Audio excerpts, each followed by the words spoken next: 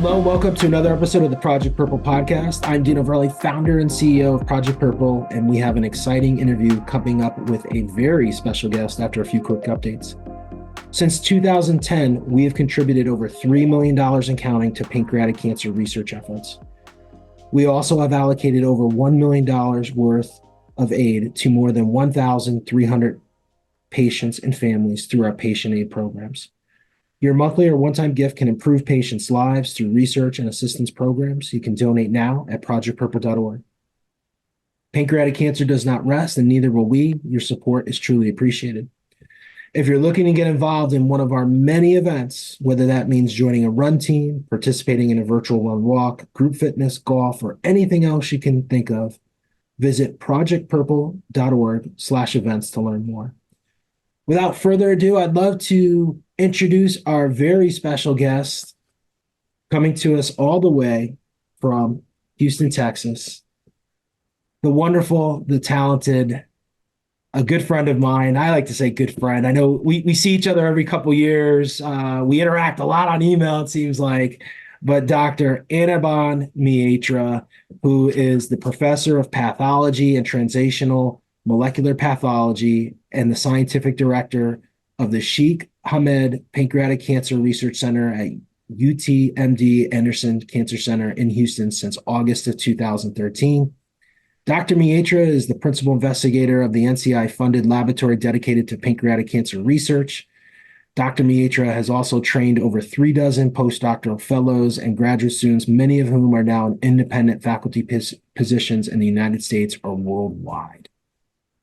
Dr. Maitra, Anirban, as I call him, welcome to the Project Purple podcast once again.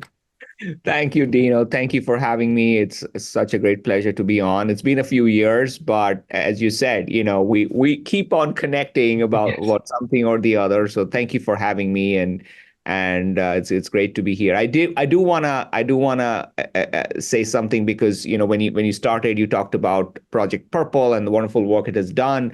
So I do want to point to one success story that is very near and dear to both of us because it's someone we know, and that's Eugene Coy at MD Anderson.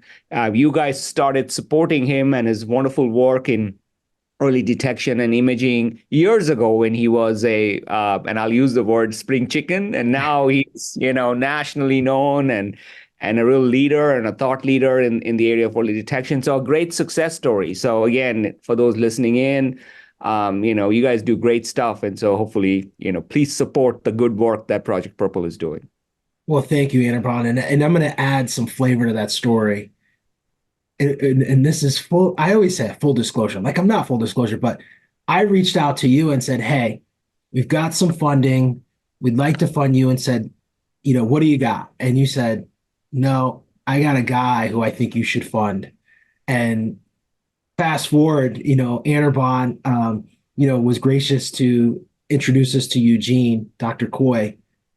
I won't disclose the name here, but I was on a call like 2 months ago with another group, and we were talking about a project, maybe doing something collaboratively. And they go, there's this guy at MD Anderson who's doing this amazing stuff. Eugene Coy, do you know him? I said, do we know him? Yeah, we know Eugene. He's amazing. So and you are absolutely on point, and so Eugene has done an amazing job, building, and he's just phenomenal researcher. So that connection was because of you. And I know, something, I know we haven't seen each other since, I think it was APA in Boston before COVID. I think it was like 18. And I think we recorded then, and then, we've kind of stayed in contact. I think we've seen each other on webinars or on Zoom calls as this week has become the norm over the last couple of years. Yeah. But I feel like I know you, like we talk almost every week because of your activity on Twitter, and you're one of my favorites on Twitter, to go there and see like what's going on in this space, which we're going to talk about after. Yeah. But just so you've been a guest on the podcast, we don't have to go too deep into your background, but maybe at a high level, just talk about, so for our audience, if this is the first time they're hearing your name or listening to this podcast with you, just give the audience a little bit of flavor about your background. I know you were at Hopkins, you came to MD Anderson in 13, but maybe just kind of high level, and then we'll get into some of the things we're going to really break down here, with regards to this disease called pancreatic cancer.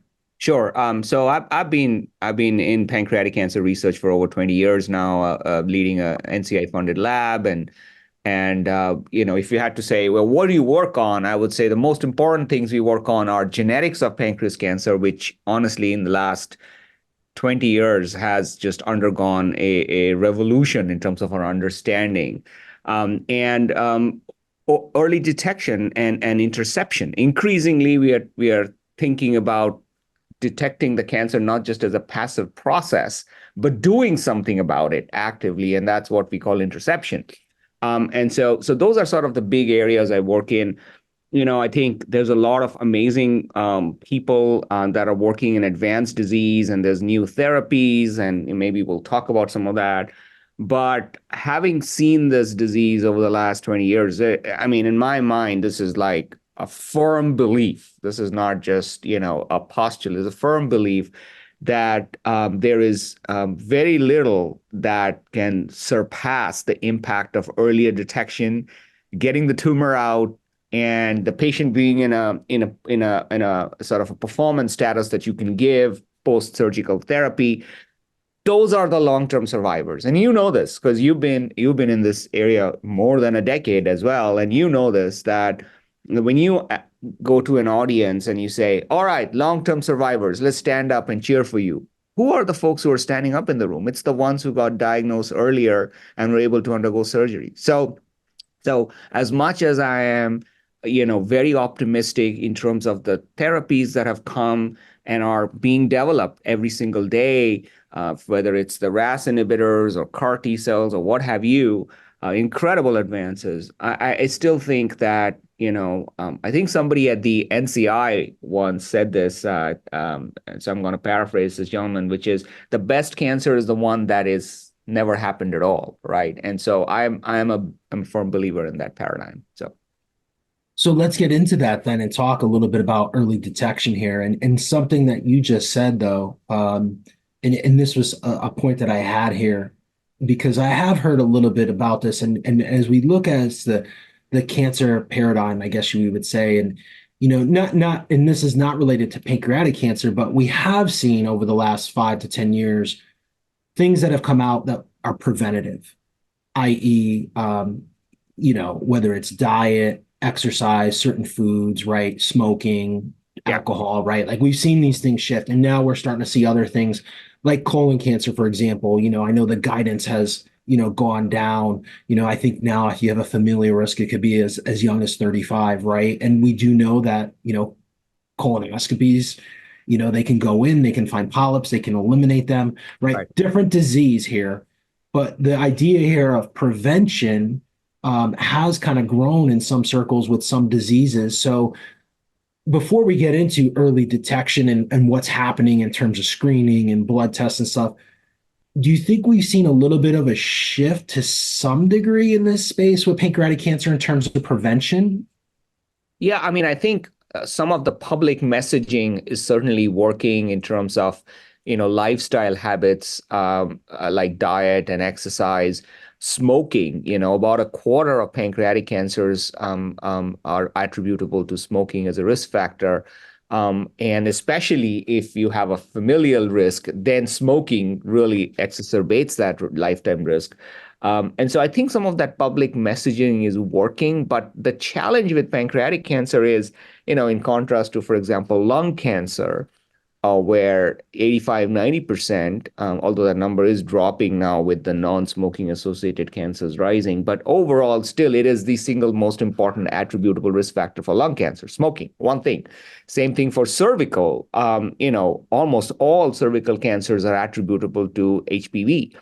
And so you have this one big piece of the pie that is an attributable risk factor that doesn't really exist for most patients with pancreas cancer. So you can provide general advice, but I want to assure the audience that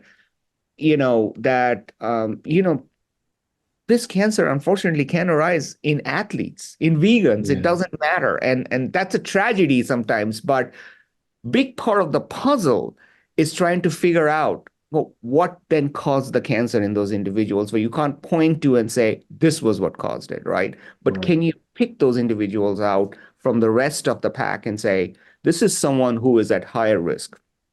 So that's, I think, going to be the next big challenge facing us. Yeah, it's interesting you say. I mean, like the smoking thing to me, I had never smoked cigarettes, and I think it's just so fascinating to me because we were talking before we hit record. I was traveling and overseas, and Yeah. I think socially it's a little bit different in certain countries, right? But you walk through the airport through that duty free, and you have the big sign, and I think I took a picture, and it's wild how here in the United States, like you could walk into the 7-Eleven and you could ask for a pack of Winston's or whatever, Marbles, I guess. I don't even know the brands anymore, right? And now vaping, has replaced that, right? Which, studies have shown that's as bad or worse because of the chemical compounds that are put into those chemicals, right? But going back to, being in the airport, I think in London, there's like a huge sign that says smoking will cause health issues. Like, and in smaller, I mean, in big letters and in smaller letters, it's like heart disease, cancer, and it lists everything, right? And so, like, you got to kind of be a fool to buy, cigarettes at this point in history, right? Because that Yeah. there's going to be, you have a high risk of getting, heart disease, cancer, and other major issues. So it's just so fascinating, though, how, to your point, like still 1/4 of these cases are attributed to smoking, which is a choice. Yeah. Yeah, I mean, I mean, again, I really try to be non-judgmental because, Yeah, again, I know, if you but point one finger, there's three pointing back at you, as they say, I think, right? Or four, whatever. yeah, But yeah, it's ironic to me. I mean, I think somebody posted on Twitter years ago, like at the oncology meeting at ASCO. These are all guys are oncologists. smoking. Yeah, they're smoking outside, and you're thinking, Yeah, wow, yeah, that has got to be so obtuse. Like, what kind of cognitive dissonance do you have to be smoking at being an oncologist and smoking yeah, at an oncology meeting? So I don't know. I mean, I don't know what sort of drivers are causing that behavior, but hopefully, again, the goal that folks in public health or those who have a prominent voice, and certainly everyone from the Surgeon General onwards is trying to do that, is healthier lifestyle, don't smoke. There's now some evidence to show that any amount of alcohol is bad. And correct. I put this out on Twitter a few weeks back. I'm a teetotaler as of the last year, and I gave up even social drinking. And part of it was just a health reason, to be honest with you. There's Yeah, nothing religious or anything in that, but part of it was a health reason. I was always a social drinker, never drank a lot, but any alcohol is not good for you. So I said, you know what? Let's stop. So you can do these things. But again, I want to emphasize this, that because one of the questions, and I almost feel that it's wrapped in a lot of sadness, and for patients and caregivers, is why did I get this? I did everything right. I yeah, ate healthy, I ran, I never smoked. And the answer to that is, it can still happen, and we don't know why it happens. And we are as puzzled and sad as you are, but don't blame yourself, like, oh, if only I had run more, if only I had eaten less chicken or whatever. No, sometimes we just don't know the answer to that. So I think a very important part, and I hope the listeners can understand, that is, in many cases you can't blame yourself for the cancer. In most cases you can't blame yourself for the cancer. You did everything right and it still happened. Because especially in this disease where in most cases, you don't have an attributable risk factor that you can point to and say, this was it. So yeah. And I think that's like our society, we always want to know, right? We want to know why. And I think in my 14 years of doing this, there's just sometimes you're just never going to know. And you got to yeah, be okay to accept that. yeah. I mean, it's a loss of control we feel, and Right. I totally understand that. I totally understand that, and but I think we also because of the discussion we were just having, I think There's also on social media, especially, I'll just say this, there's often a little bit of guilting that goes on saying, oh, this is all just lifestyle, people are not exercising. And it's true, people are not exercising, but you can't blame cancer happening Correct. necessarily on just, one or two things. I mean, or say, oh, well, it's just genetics. If you didn't have the genetics and you got cancer, it's your fault. Yeah. And I think it's very important for us to emphasize that as those who work in the field and see patients, this can happen when everything else, is taken off the table. You could be doing everything right, and this can still happen. It's scary, it's bad, but again, part of me saying that is to again emphasize take that guilt factor out because on social media there's a lot of guilting that goes on, unfortunately. It's very useful. I use it Twitter all the time Yeah. for knowledge dissemination, but there's also a lot of judgment and guilt that goes on. And I want to make sure that your listeners, especially those who have been touched by this disease, understand that in most cases you could have done everything right and still gotten pancreatic cancer. So It's so powerful that you say that. And I mean, I think, just to echo, social is a very point place. People yeah. want to point fingers and create that. And so you got to be very careful. I always say, and I think what you said is powerful because you just don't know. And I know that's a tough pill to swallow, I guess we would say, like, that you just have to accept it and then find as much information as possible. And if you have family risk, then I always said, knowledge is power. So knowing at least, and to your point, you can do all these things, but it still may happen, right? And there's nothing you can do about it right now. But we hope in the future, with a lot of things that are happening, which we're going to talk about, maybe that will change. So let's talk about then. Let's go into screening, and in this kind of segment, we'll talk about early detection. You brought up a little bit about high risk. Um, we've been involved in this genetic space in terms of helping establish some high risk studies and surveillance. So right now, and we could say globally, because these are all kind of, I know there's a couple of them going on. There's been some that have been around for a little bit longer, but there is still in the space, here we are, 2024, we still don't have like a go-to screening modality. Yeah. Yeah. So why, and we could say like we've got generate, regenerate, precede, you got caps, you got all these studies kind of, and they kind of overlay each other that we're looking in this genetic space of people who have these genetic markers that we are aware of that make you at a high risk for developing certain cancers, including pancreatic cancer. Let's talk about that for a second, the good of that. And then we could talk about like where maybe we could see, or if we had a crystal ball, where we could improve upon all. Yeah, I mean, so I think again, the genetic space piece of, say, if you look at the whole pie, the genetic sliver of the pie, which is about 10%, and then the cystic lesions in the pancreas, like intraductal papillary mucinous neoplasms or IPMNs, is the other sliver of the pie where we have a known risk factor that we can track, that we can do surveillance on longitudinally.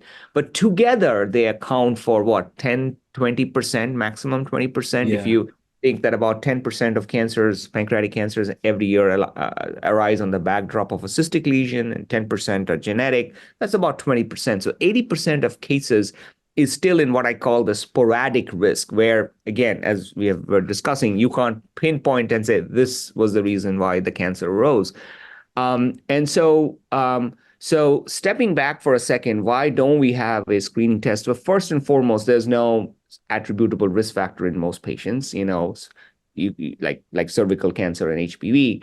But also, fortunately, this cancer is still not common enough, although its incidence is rising. It is among those cancers that are going up globally, but still not common enough where if you ran a biomarker test, say a blood test, um, people talk about, when we talk about performance of blood tests, you talk about sensitivity, which is not missing any cancer that's there, and specificity, which is not calling something cancer when it's not cancer, right? So sensitivity is not missing a cancer, and specificity is not calling something cancer when it's actually not. But but more than that, the most important variable, and I'm getting a little bit in the weeds, but I want people to understand because I've been asked this question over the last 20 years.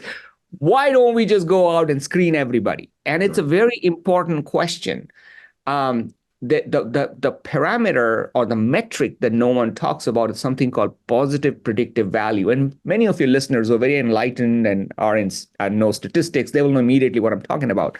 But the positive predictive value is basically the measure of the population prevalence of a disease. And the more common that disease is in that population, the higher is the positive predictive value, or PPV. And the PPV basically says that when you say a test is positive, so it's a little bit different from specificity, which is just saying how often does it call something positive or not. But PPV is actually in a given population, so it makes it more sort of personalized to a particular population. When it is positive in that population, how often is it actually positive? And the higher is the risk for a particular disease, and it doesn't have to be pancreas cancer, it could be a genetic disease or whatever. When a disease is more common or more prevalent in that population where you're applying that test, the more likely is it that when the test is positive, it's actually there versus not being there. So what does that mean in real world terms? Because pancreas cancer is still uncommon in the general average risk population, it's about 13 to 15 per 100,000 versus much higher rates for colorectal and lung cancer. What that means is if you took the perfect biomarker test, the perfect blood test that is 100% sensitive, which means it never misses a pancreas cancer, and 99% specific, which means it takes for every 99 that it calls negative, there's one false positive that is detected by this test. So 99% specific means out of 100 tests, only one will be false positive. Then you take that blood test and you apply it to the general population, you will detect all, let's say 15 out of 100,000 is the incidence rate. It'll detect all 15 cases because it's 100% sensitive. There's no false negative. But it'll detect almost 1,000 false positives because the population prevalence rate of this unbelievable biomarker that, by the way, doesn't exist at this point. This is a utopian biomarker I just made up. Even that utopian biomarker in the general population is going to have 1,000 false positives. Now imagine the anxiety, the workup, the costs of working up those 1,000 patients for the 15. Now, again, there are smarter people working in health economics who might say, well, is this worth it or is this not worth it? And certainly, there are tests that are available where you can just go and pay for it out of your own pocket and just do it. But as a population screening, as a directive from the government that insurance reimburses for, like it does colonoscopy or mammograms or PSA testing, you cannot justify 1,000 false positives for 15. Yeah. So you have to then start enriching that population to get your PPV higher. And that's where, let's take the genetic risk, for example, which is anywhere from 5 to 10-fold higher risk. Now, the numbers of false positives becomes much less because you are applying the test in a population where the prevalence is much higher, okay? Or you take the cystic lesions, for example. So again, the population matters. So what does that mean in terms of the work ahead? The work ahead means you have this pie, you have the 10% genetic risk, the 10% cystic lesions. You need to find what's making that other 80%. And so we've been thinking about that, not me personally, but the field as such. And there are some amazing people working on that. And this is where, for example, things like mining, EHR or EMR, electronic health records or medical records, how we want to call them, and using AI, artificial intelligence, to find patterns of data. Because one of the things we all do, and I just did this a couple of weeks back, is every year, most of us try to go to a primary care doc and get some blood tests done and, the usual stuff. Um, Hidden in all of that data. And by the way, I can, and this is not, I'm not going to MD Anderson or some fancy hospital. This is my primary care doc down the street. And, they'll enter the data and now you can go on my chart and there's a little button I can click which says, follow time trends. I can follow and see, is my HbA1c going up? Is my, hemoglobin going down? So you can do that at home. I can sit at home and click a button and it'll show me the time trends over the last 3-4 years. Now imagine if you had thousands of those data points across millions of individuals, and you could feed that into an algorithm that a computer runs and say, can you pick up patterns of those who went on to develop pancreas cancer versus those who do not?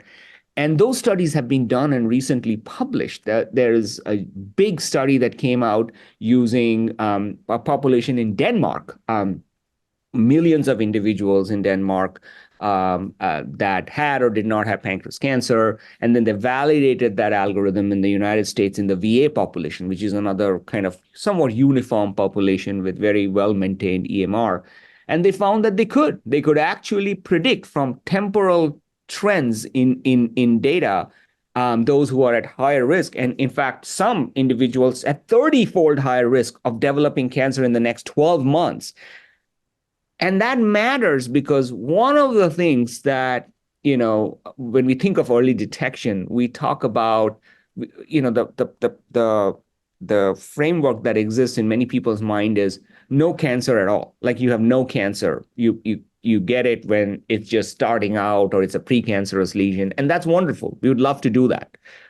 But that's still utopia. What can actually have a real impact is a term I first give credit to Dr. Margaret Tempero. She actually taught me this word, and that is earlier detection. And earlier detection is also important, just like early detection is, because again, who are the most long-term survivors that we see around us? These are the individuals who got stage 1, at the most stage 2 disease, got resected, got adjuvant therapy, and now there are all these other, therapies that are coming out in the adjuvant setting. It's not that these individuals, unfortunately, don't recur. They still recur, but that subset that does survive long-term, that's all in this subset. So earlier detection also matters. And so what these algorithms do then is they identify either who is at risk of developing cancer or who might have cancer now that's small and not manifest. It's not causing jaundice and major weight loss and all these other features of that advanced disease that unfortunately most of our patients present with. So again, this first study was able to identify individuals who in the next 12 months had a 30 or 60-fold higher risk of getting pancreas cancer. What does that mean? That means that their lab values are showing that the cancer is already there. The cancer is already there. It's just not manifested yet with the usual symptoms of pancreatic cancer. There was another study that was done in the United States. So this was Denmark and the VA. There was another study that was done in the United States around the same time. Same thing, millions of health records, thousands of patients with and without cancer that were compared. Same thing. They found about 80 features that could identify those who are at higher risk for pancreas cancer. And, these are people who likely had the cancer then. It was just a silent cancer sitting inside. If it had been diagnosed, you could have gone to a surgeon, taken the tumor out, and, that's the best shot you have at long-term survival right there. By the time you come in with jaundice and, 25-pound weight loss and everything else, it's unfortunately often too late, right? And so these AI-based algorithms that, again, none of this has been applied prospectively. These are all retrospective studies, so that's kind of the best case scenario. But still, they are helping to identify that other 80% piece of the pie where there's no genetic risk, no obvious cystic lesion. This is just somebody walking into a clinic with pancreas cancer and you're wondering, why did this happen? Why did I get? And that's where these algorithms may be able to help in identifying individuals earlier. And potentially, there could be algorithms that are developed that go even earlier on. Now, many of these focused mainly, sort of in the pre-diagnostic stage. Hmm. But you could consider now taking this even further back, 5 years back, potentially, right? And saying, okay, now let's get into true early detection, where now you are stopped. Now it's not earlier, now it's true early, where as soon as you identify somebody who could be at risk in the next 5 years, you immediately put them on some sort of surveillance. You can do blood tests. Now, this is a population where the PPV is much higher. Remember the PPV we talked about a few minutes Yeah. back, general population being really low.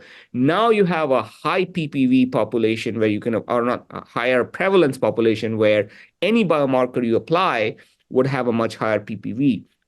So there you can now do surveillance for pancreatic cancer, potentially longitudinally ask them to come in every year, give blood, whatever, and see now, can you see a signal emerging?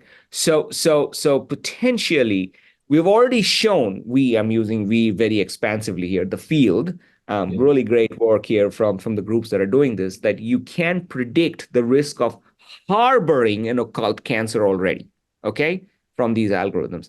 Now, the next part of this will be to push that clock back further and say, this is somebody who is now at risk, kind of like we do for the genetic subset, right? Yeah. We put these patients on these programs, and you know this from CAPS and PRECEDE and all these other programs. Many of these individuals are on surveillance for years, and then you pick up the stage one 5 years into surveillance, right? Correct. Thing. What about the non-genetic subsets? Can you put them on surveillance? And so they don't have cancer at this point, but then over time pick up that earliest cancer when it's just becoming incipient cancer. And that's the utopian goal. Wow.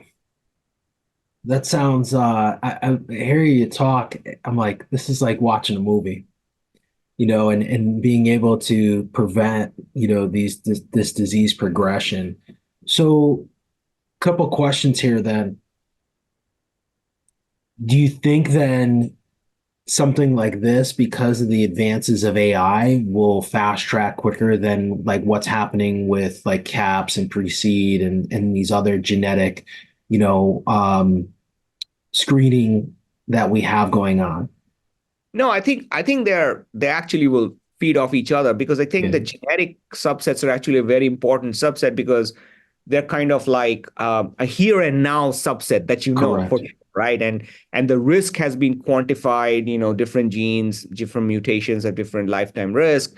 So it's a subset where you have some ground truth that years of data, big cohorts that have developed all of the sort of the history of what a particular mutation can do over the lifetime. And so what I would say is the way these things would work is that subset will form that first test bed Yeah, for algorithms for testing, for example, blood test. I mean, if you have a new blood test for pancreas cancer, the subset you want to apply to is the genetic subset or the cis subset, because that's the correct. highest subset. And then if you show your teeth in that, then you kind of pull back and do this in the enriched sporadic subset. Okay. You just don't go out and start screening everyone. I mean, I have a lot of concerns about some of the blood tests that are being offered, no names, that you Yeah, can pull out of your pocket, because I'm concerned, one, about the sensitivity in early stage disease about some yeah, of those assays, which is a whole different, so they can miss early stage cancers, and also the specificity, because it's been applied in a general population setting. But there, the sensitivity is a bigger issue. I'm more concerned about the lower stage cancers not being detected. So I think the bottom line is that the enriched subsets we know here and now, which are the genetic subsets and the cyst patients, they will serve as the best sort of cohorts to apply new blood tests. yeah. The work that Eugene is doing in terms of radiomics, radiomics means looking at scans and finding Hmm. out features that might suggest there is an early cancer that the naked eye, the human eye, can miss. Again, that's another application of AI. This is a subset where you can apply, because often these individuals have had multiple scans over years as they're being Yeah. followed. It's a cystic patients, whether it's patients with genetic risk. So I do think that these two are actually overlapping Venn diagrams. And you first want to prove your case in these known high risk individuals, and then dial back and look at the more sort of nebulous, sporadic subset that's out there. So you bring up blood tests, and so this is a question we get often here as an advocacy group is like, why isn't there a blood test? Or to your point, oh, there's this blood test here, not to name any names, that states that they have this. So the question then would be, and well, not the question, but I guess a statement, Anirban, from listening here, that it would probably be something along the lines of you said, like with AI working to identify these high risk populations in the general population, not just in the genetics piece. And then eventually, potentially, we could find a blood test or some sort of assay that would work within those populations. But correct me if I'm wrong, we need this idea of testing the entire population with a blood test is kind of erroneous, right? And kind of Yes, maybe like yes, false information absolutely. here. Well, let me just sort of add some sort of texture to that, which is the concerns of the blood test. First of all, there's no one blood test. People test different things, some people are testing proteins, others are testing DNAs. Within DNA, some are looking for mutations, which are abnormalities in the sequence. Others are looking for methylation, which are changes that are on top of the DNA. So, and some are combining DNA with protein. So there's all sorts of tests out there. There's probably like, a dozen companies. A few are in the pancreas space specifically. Others are like what we call multi-cancer early detection, or Yeah. MSTETs, right? These are the rage now. Can you get these tests? Sure. If you can afford to pay for it, you can absolutely get these tests. And, in 950, about $900 or whatever it is, can get you one of these tests. The point I'm trying to make is they all have major pitfalls. One of which is sensitivity, which is missing early stage disease. And that is a little bit more prevalent with the DNA-based tests, because pancreas cancer, any cancer that you're trying to detect with these DNA-based tests, whether it's mutation or methylation, ultimately depends on the cancer shedding that DNA. That's what you're picking up. You're basically sticking a needle into a vein in your arm, getting a tube of blood, and you're looking for shed DNA from your tumor. Pancreas cancers don't shed too much. It just doesn't. It's one of those tumors that shed. And that is even less in somebody who has very early stage disease, which is what you want to catch. You're not doing this for stage 4 cancer. Correct. Look at somebody at their eyes and see the jaundice, and this person has got stage cancer. You're looking for that tiny lesion that you can resect and cure. So those are the ones that are very likely to be missed with the DNA-based assays. Now, on the flip side, you have the protein assays and stuff, which is more sensitive than the DNA-based assays, but not as specific, because many things can cause those proteins to be elevated, not just pancreatic cancer. So that's why some of the newer companies that are working in the space are trying to combine the two and almost do it like a two-step assay. You are getting the sensitivity of the proteins, but not the specificity, and then you're getting the specificity of the DNA, but not the sensitivity. So you're kind of trying to cover each other's sort of gaps with those. The problem with many of these tests that have been done is so far nothing has been done very prospectively to show that you're really picking up pancreas cancers early, and that these individuals are then getting surgeries and resections and are doing well. Most of the cases that I've seen published are either one of two types. One is anecdotal cases, like, somebody with the stage 1 got picked up, and that's wonderful, but they would probably have gotten picked up anyway because those individuals had some risk factor that they were under surveillance. So we're all doing that anyway. So I haven't really seen a proven series showing that you're able to actually pick these cancers early. And again, part of it is because if we're applying these tests in the general population, like some of the big name companies that are doing multi-cancer detection are, because they're not selecting for pancreas, they're just applying it to 100,000 people. Yeah. It's going to be very few pancreatic cancers, good news, in those individuals. So the data to say, our test is able to detect pancreas cancer early enough and is making a difference in people's survival is not there. Then there are some smaller companies that are working just in the pancreas cancer space. The problem is they've just started those trials of looking at enriched populations like cystic lesions, like high genetic risk, and then patients with new onset diabetes. And I'll come to that. We can talk about that as well. I know I didn't talk about new onset diabetes, but those trials are ongoing. We don't have any data yet. The published data from these smaller pancreas companies are mainly in what we call a case control setting, which is they've taken patients with pancreas cancer and patients without, controls without cancer and matched them by age and everything. And they said, look, our test does really well. Well, you're not detecting pre-diagnostic or occult disease. You're detecting something which is diagnostic, which is somebody's come in with symptoms or has come in with, a jaundice or whatever. And that's not what you want. So if you have, say, a 90% sensitivity in the diagnostic setting, that might go down to 50% or 40% or lower in the pre-diagnostic setting.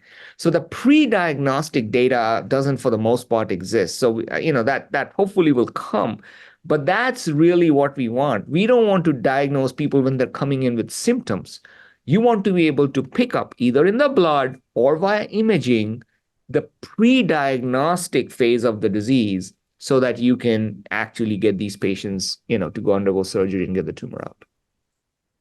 So awesome. I mean, it's awesome that so many things are happening. And I know AI has been all the buzz for the last 2 years. It's great to hear that things are happening there. Clearly, from an advocacy standpoint, we want it sooner than later. So I guess, I think maybe sometimes just from human nature, because you've been in this space a lot longer than I have, and in my 15 years, 14 going on 15 here, the community as a whole gets frustrated, right? Because we've seen like these incremental increases, like the survivability has gone up. It hasn't had like the leap that I think maybe some have wanted. We are trending in the right direction, as I say.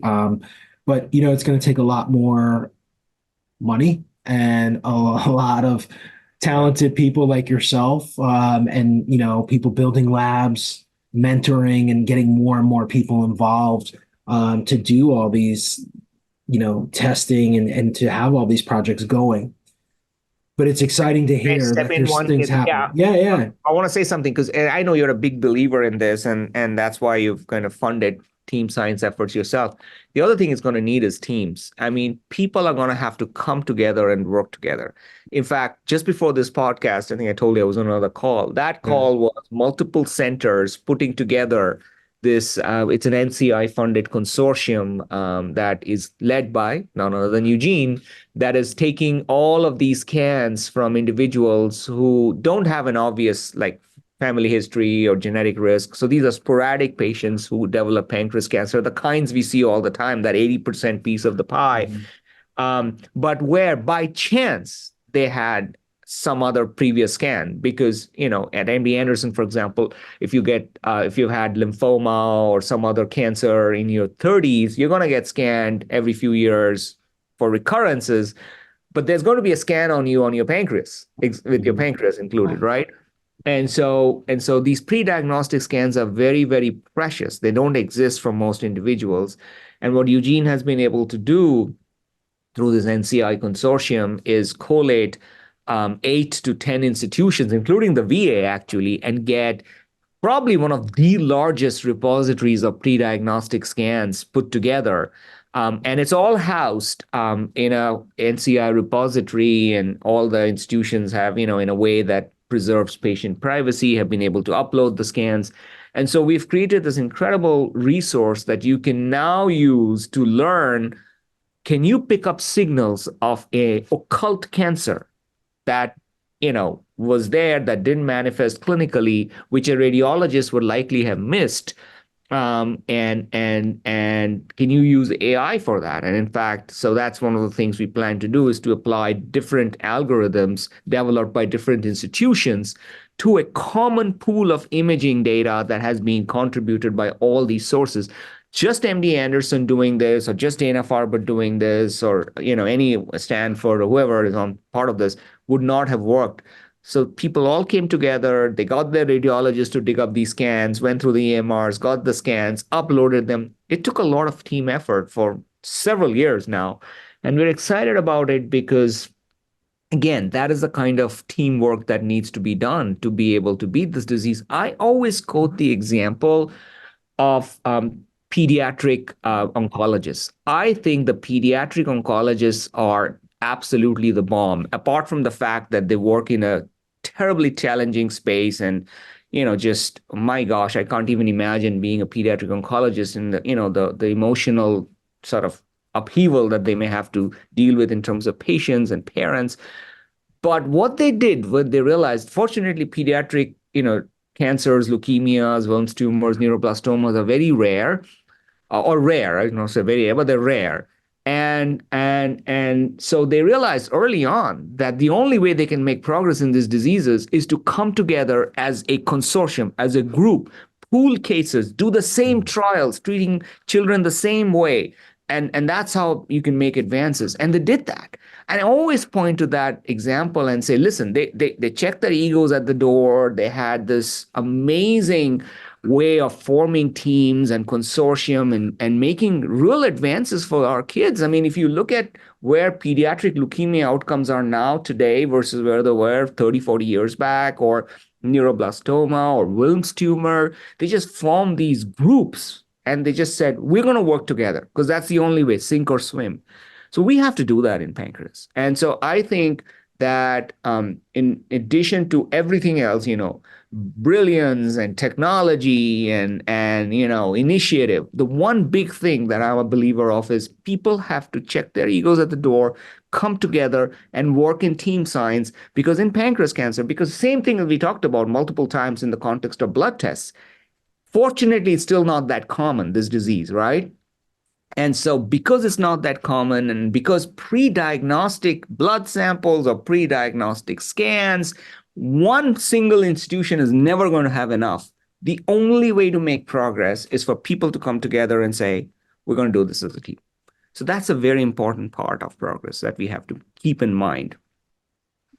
I'm going to go back to our first interview, and I'm not gonna put words in your mouth, but I think it was somebody we had this similar conversation, kind of crazy, back to 2018. But I think we talked about collaboration and there was something along the lines that not everyone plays well in the sandbox, to use the analogy, right?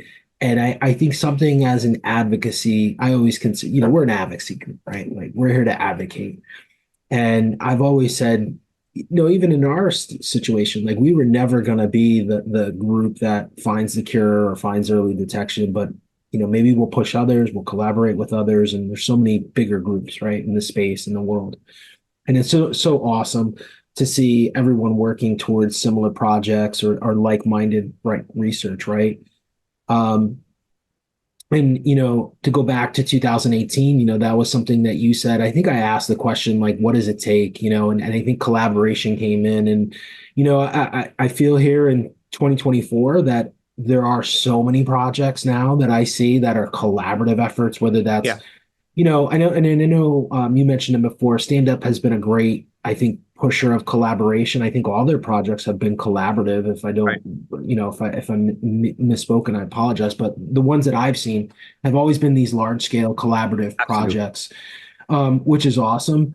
I hope we continue to see that. I hope as we get closer and closer to real making massive headway in the space, that not one institution, because I always feel like we sometimes it's the institution, it is a business, right? And so sometimes there's the dean or whoever at that university that has ego, and I know we've talked about this offline. Yeah. Sometimes there's this ego, there's ego that gets involved, and just in anything, in any profession, right? Someone rises to fame or has success, they don't always have the best way to manage that. And a lot of times that means kind of like shutting out people who have helped them get there that way, or, collaborators, whether it's a project or the success they've had. And, I hope we continue. I mean, again, we can control what we can control. So when we write it down that you have to collaborate unless you get a check, then, we'll continue to do that. And I think that's one way to,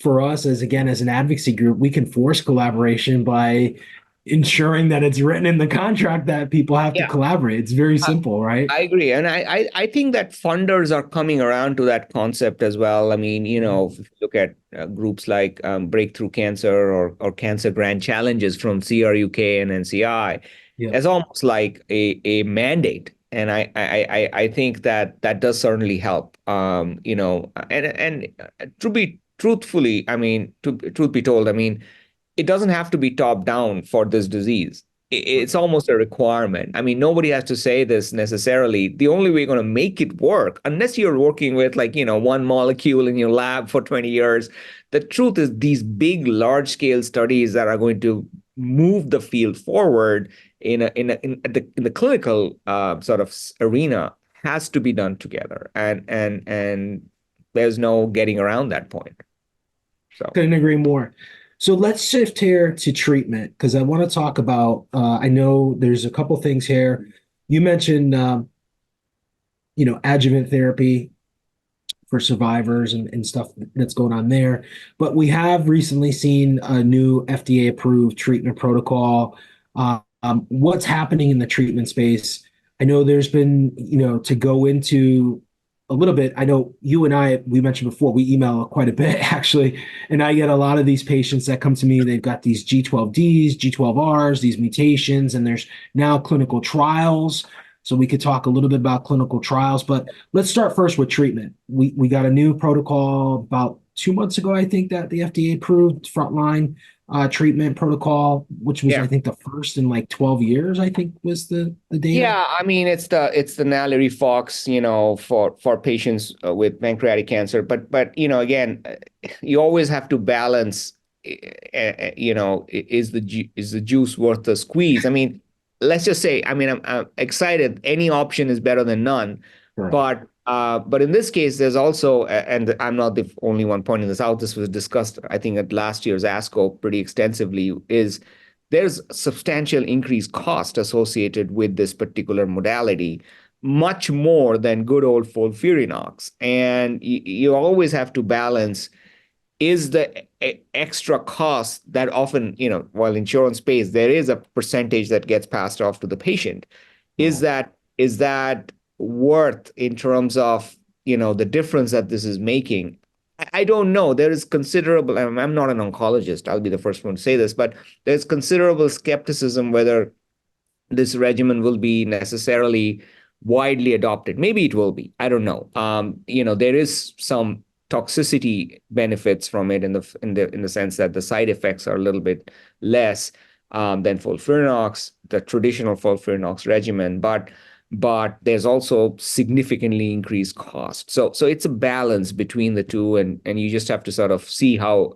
I mean, an example I always cite is gemcitabine. Years ago, one of the first dual regimens before Gemabraxane that actually showed statistical significance in a phase 3 trial was gemcitabine, which is an EGFR antagonist. This was a trial done in Canada. It improved survival, I want to say, by 14 or 20 days, median survival, but it was p-value was significant, so it got approved. And it never got adopted by the oncology community. They never felt it was worth it. I mean, you as an oncologist also have to feel that the change you're making is worth it for your patient who's in front of you, right? So this will have to be an individualized decision, I suspect, a conversation that will vary. Like, it's not going to be like Gemabraxane or FOLFIRINOX, which are widely adopted regimens.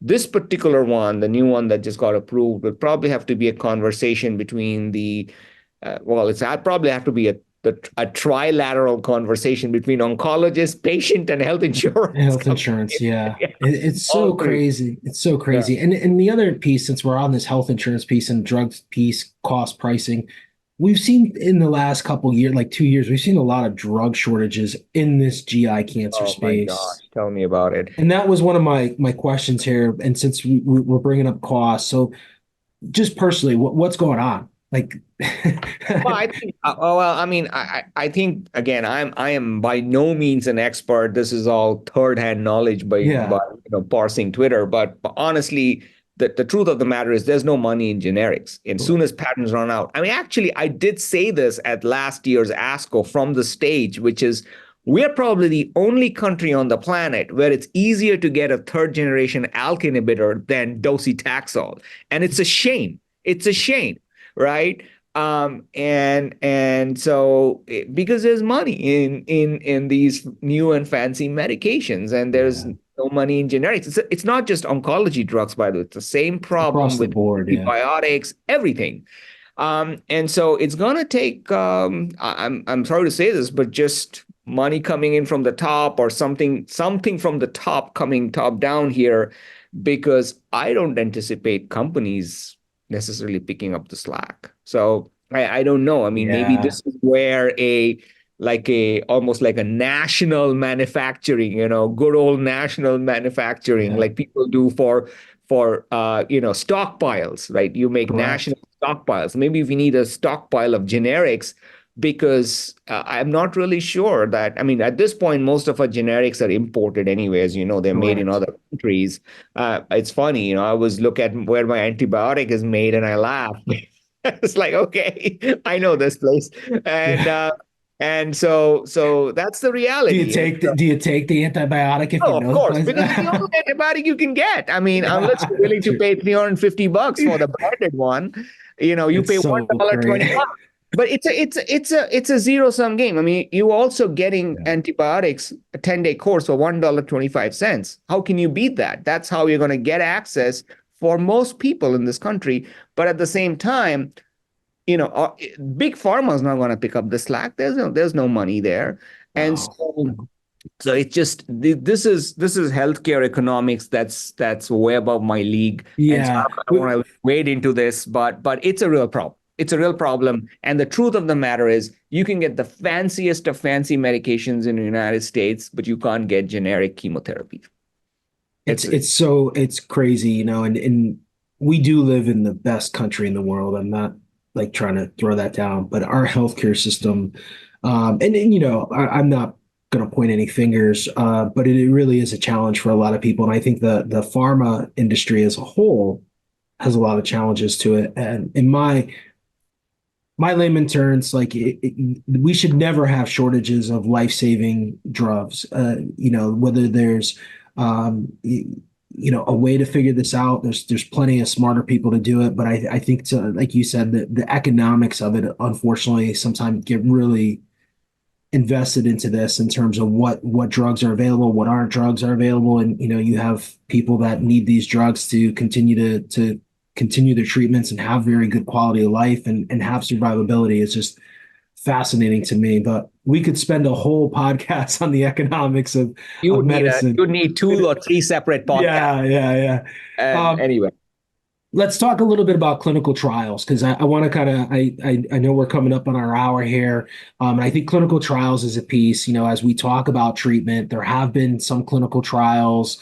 There's some stuff happening in the vaccine space, which was yeah. a side note that I have here, which kind of brings us into clinical trials. So let's talk about that: vaccines, clinical trials, and Yeah, let anything me else let me that. do that. So I'm going to actually separate this out into two categories. First is the KRAS drugs, or I would say anti-KRAS drugs in the advanced disease space. I would say when you talk to oncologists, and I talk to oncologists a lot in the pancreas arena, this is the stuff they're very excited about. This is the first time I've literally seen their eyes light up, when you talk about drugs that they are really excited about, accruing patients on clinical trials. Obviously, there's a whole slew of them.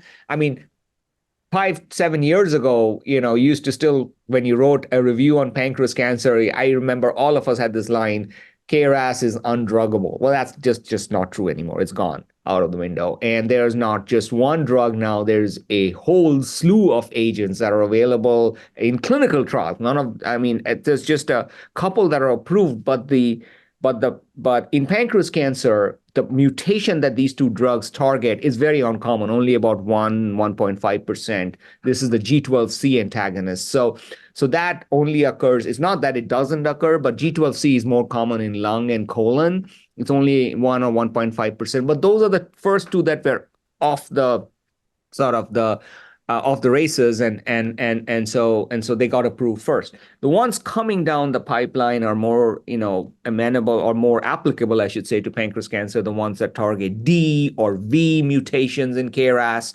And I'm being a little technical here for the lay audience here, but basically you have different types of RAS mutations, and some drugs against KRAS target a specific mutation, and some are agnostic. They are what we call multi-RAS or pan-RAS inhibitors. Mhm. And all of these are being developed right now. There's at least 15 different agents being developed against G12D. And my mind just boggles to think that the number is so high for just one mutation when 7, 8 years ago we had nothing. So Nothing. it's just like, David Hong, who's my colleague at MD Anderson and probably leads more KRAS trials than anyone I know. He talks about this Roger Bannister analogy of the 4-minute mile. Once that barrier was broken, it just kept like boom, boom, boom, Yeah. boom. People thought, okay, this is so doable. And I love that analogy because once the first drug happened, it's just now like tsunami. This Yeah. is great news for patients. The biggest challenge right now, and we have talked about this in an emails, is getting someone on a trial because the line is around the corner. Correct.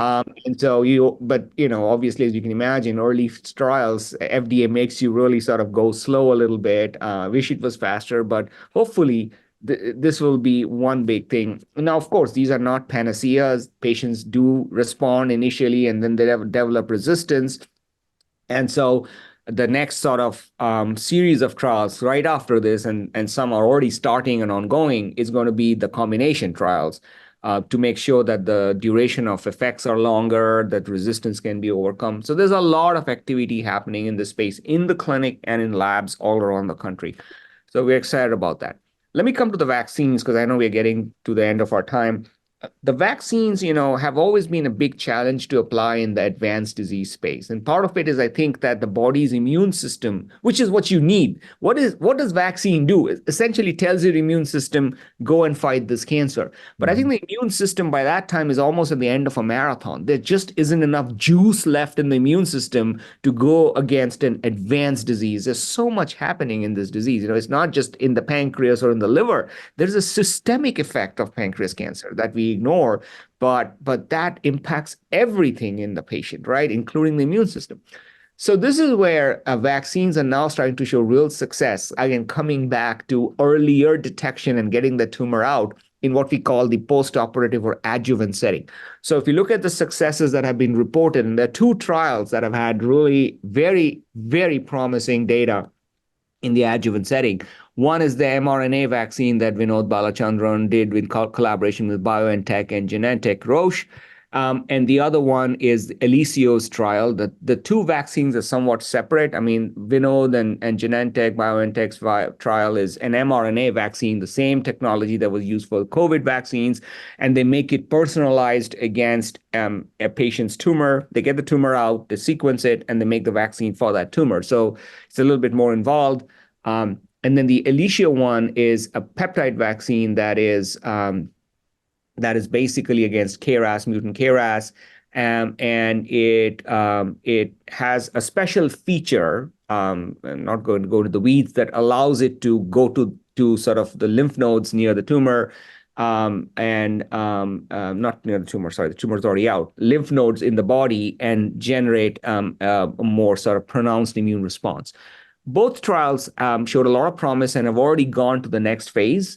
Now they're being randomized, vaccine, no vaccine. The initial trials were just vaccine to see if it works and it's safe, and so we're looking forward to those data coming out. Again, both the trials are in the post-operative setting, again, emphasizing the fact that the overall body and immune system is in a shape when the tumor is out and you're not dealing with metastatic disease, that it Right. can garner a response against what we call micrometastases, these tiny two pieces of tumor that we know are there even when there's no visible tumor. And that's what's causing recurrence, the unfortunate recurrence that patients get even in the apparently curative post-operative setting. That's what the vaccines are working against. So again, but to get to that point, you need to feed the pipeline. And what's the pipeline? The pipeline is earlier detection, tumor resection, Getting to the post-operative setting, all these new modalities like vaccines. Right now, that percentage is only 15% or 20% at most of patients who are able to Yeah. undergo surgery, right? So if you can move that needle to 50% or greater or 70% and then feed them into this pipeline, I'm telling you, the trajectory of this disease will change. It will change. Here.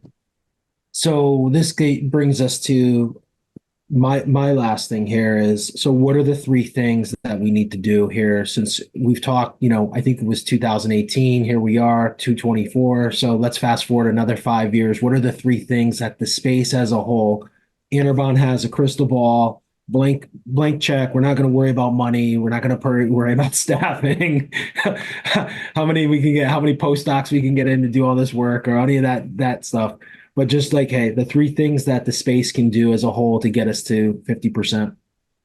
Yeah, I mean, we can't ignore the therapeutic part because that's the problem here and now. I mean, our patients are still coming in with advanced disease and not able to go undergo surgery in the most cases. So the RAS inhibitors, the combinations, the CAR T cells, whatever have you, that work has to continue. And it's continuing. It's continuing in big pharma. It's continuing in labs. That work is ongoing. Where we want to go, if I could like have a magic wand, then I would say what we really want is what we discussed previously: identify that sporadic risk and use EMRs. I don't know, use polygenic risk, whatever, genetic, fancy genetics, but identify that big piece of the pie of who is at risk, whether they are at risk of harboring occult cancer now that needs to be taken out, or of being at risk in the next 5 years. That is much more than the general population. So you can put them on a surveillance program, get those cancers out early by using a combination of blood tests and imaging tests that are better than what they are now and are being applied in the right population. And then once the tumor is out, make sure it doesn't come back ever, like cure, what we call true cures, like we do for breast cancer, colon cancer, all these other cancers where survival is so much better. True cures by using modalities like vaccines in the minimal residual disease space, et cetera. So that pipeline, it's not just one piece. It's the identification, getting the tumor out, and the post-surgical maintenance to make sure the tumor doesn't come back. That's, to me, is the pipeline that we need to. If I had a magic wand, that's what I would work on to be able to get to, like, not the 13% that we are at right now, but truly 50, 60, 70% survival. It's so awesome to hear, because I feel like, I mean, you even said it, like with all these KRAS, these G12D, the G12C stuff, like to your point, like we didn't have that. Like we didn't, and now there's so many, right? So now we've just gotta, hopefully, pharma, the clinicians, we can ramp all this stuff up. And I do feel there's a lot of excitement in this space, just overall with a lot of things happening. And not just, I mean, I do worry about us here at Project Purple, the amount of effort and energy we're putting into research, but so many of the other groups as well. I feel like coming out of COVID, everyone kind of launched into kind of a new stratosphere. And I think the one thing that was really fascinating and inspiring for our community as a whole, for the pancreatic cancer community, like COVID, yeah, it impacted us, but I don't think it impacted everyone. I'm talking from an awareness standpoint, not from a clinical standpoint, but no one kind of went away. I think if anything, it kind of re-energized a lot of people because of what was happening, with patients and families, and, the understanding of the situation and how so much attention was brought to COVID, which rightly so, I guess we can make that argument. But, a lot of the cancer community was kind of shunned away. And I think it kind of re-energized a lot of people. So there's so many great things happening.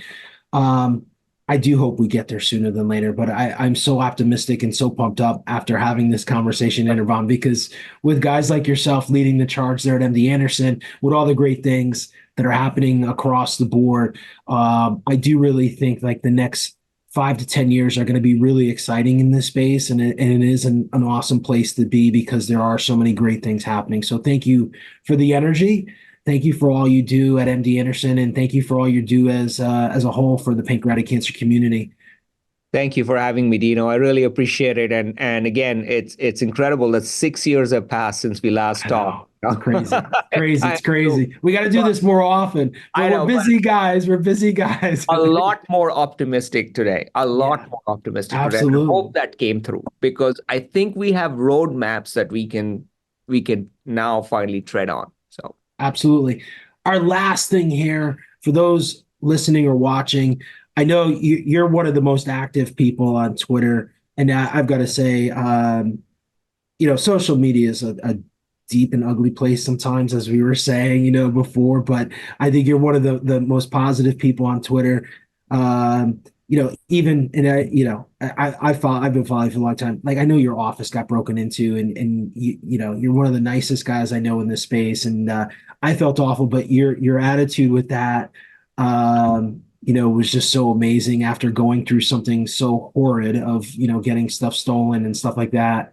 But where's the best place? We said Twitter, but it's actually X now, right? So we should X, use the right that's acronym. right. So X is probably the best place to follow you and to learn more about what's going on and all the latest and greatest in pancreatic cancer. Yeah, no, I mean, thank you for that plug, Dino. I decided a long time ago that one social media is about all I can handle, one platform. So I use X and I use it. It's a professional account. I use it mainly to disseminate knowledge from papers. And I hope that we also do this Pank chat once a month that we talk Yep, about which something is of great. interest to the patient community. And so really for me, it's an information dissemination place. And I hope what I do is useful to not just, families and caregivers, but also to the research community as well, trainees, graduate students, whoever wants to, use it as sort of a handy PubMed library or whatever, that's what I do basically. So I think someone once said they can get their CMEs from following you on Twitter, which I love. So you're on Twitter, Dr. Anirban Maitra. Thank you for, I should say X. Thank you for being a guest here once again on the my Project pleasure. Purple podcast. Thank you, Dino. Thank you. That's a wrap of another episode of the Project Purple podcast. If you like what you hear today, feel free to share this episode. Thank you for listening. Make sure you follow us wherever you listen to podcasts. Until next time, please be safe. Thanks for listening to the Project Purple podcast.